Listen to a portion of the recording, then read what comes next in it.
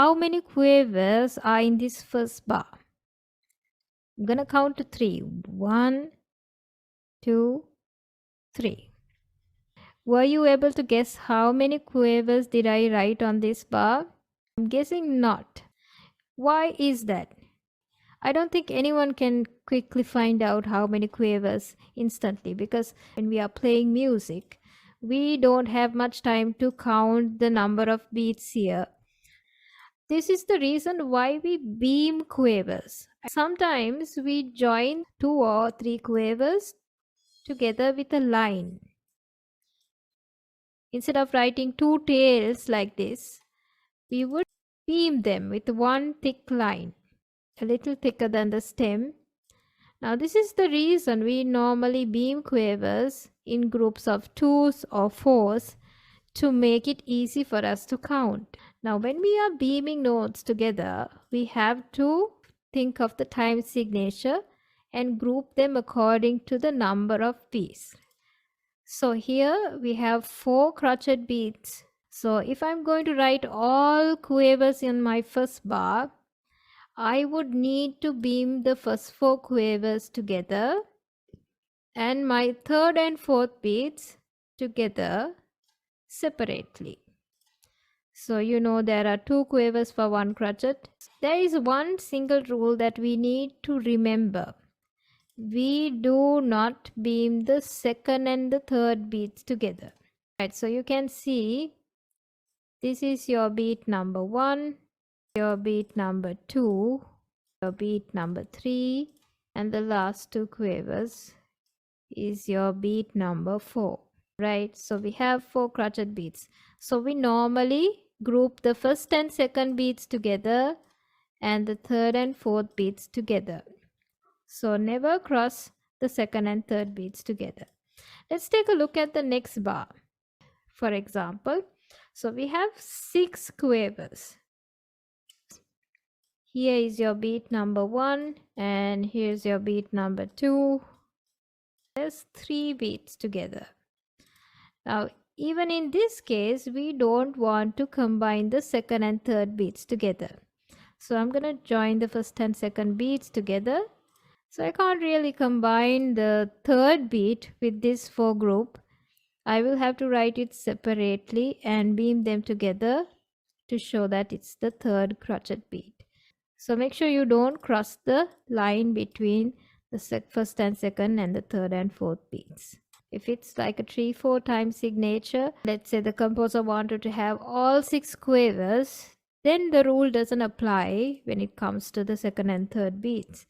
So you can just combine all 6 of them together and that will be just fine. So let's take a look at your exercise afterwards. So this is about grouping notes and beaming quavers. We have to be careful of the time signature. When a composer writes 2 quavers to be played in 1 crotchet, they are usually grouped together with a thick line called a beam. Underline this word beam. So now you can see all these quavers are beamed together to show that it's to the value of 1 crotchet. If you have 2 crotchet beats in a bar, we know that 2 quavers equal to 1 crotchet. So that's why we beam them together to show that it adds up to 1 beat. Here's your beat 1 and here's your beat 2. So even if it's in the 3/4 time, this is your beat 1, this will be your beat 2, and this is your beat 3. Let's take a look at some examples. When a composer has only quavers in 1 bar, so we would like to beam them all together, especially in 2/4 time, because there's only 2 crotchet beats. So we don't need to join these 2 separately and these 2 quavers separately to show each beat. So we can just beam all 4 together. If it's in the 3/4 time, here is your beat 1. You can see the second and third beats are combined together and beamed with 1 line. So you also can do the opposite. You can join the first and the second beat together when it comes to 3/4 time. If you have a time signature like 4/4, we normally group them, the beat 1 and 2 together, and beat 3 and 4 together. That's all we need to know for this page. Let's take a look at question number 1. Fill in the boxes with correctly beamed quavers to complete the bars. There's only beat 1 given, so you need another 2 more beats. So we have to complete it with quavers. So you can write 4 quavers here because there's 2 quavers for 1 crotchet. You can just write all 4 and beam them together. So here is your beat 1, beat 2, and this is your beat number 3.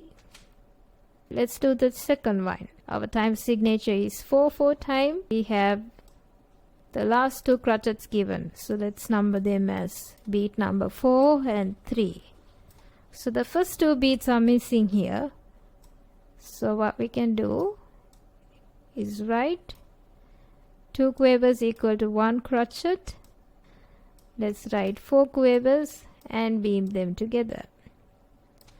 On some places we might have to beam only 2 quavers together, like in this example, 2/4 time. There is beat 1 given, so for the second beat we only have to write 2 more quavers to add up to a crochet. But if you have to write all quavers, you will need to beam them all 4 together. Okay, so now I'm done with most of these questions. You can complete this page. Let's take a look at page 34. There's something really important that we have to underline here.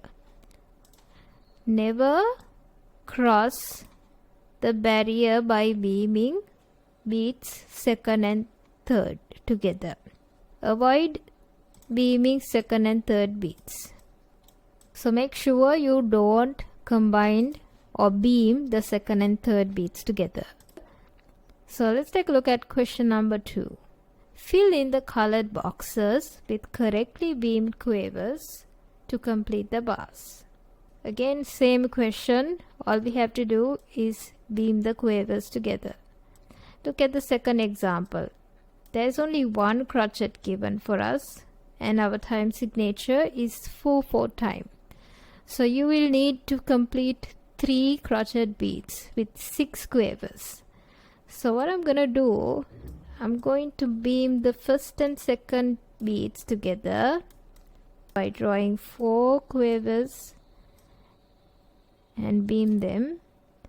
And for the third bead, I'm just going to beam the 2 quavers separately because we don't want to combine the second and third beats.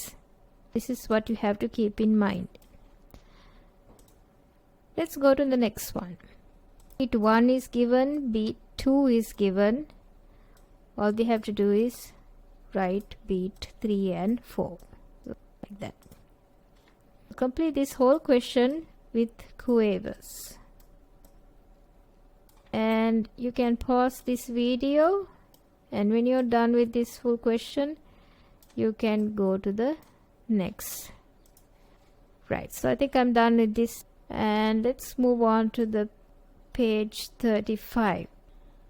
Okay, so there's one more rule that we need to remember. If you have a triple time signature, that means a 3/4 time signature, then you can beam all 6 of them together.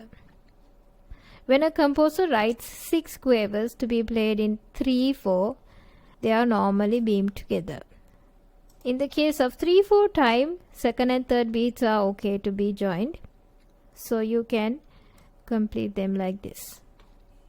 So make sure if you do come across an empty bar and you have to write all 6, you can beam them all 6 together in triple time signature. So that's it for this lesson. I'll see you next time. I hope you can complete up to page 35 and send your answers.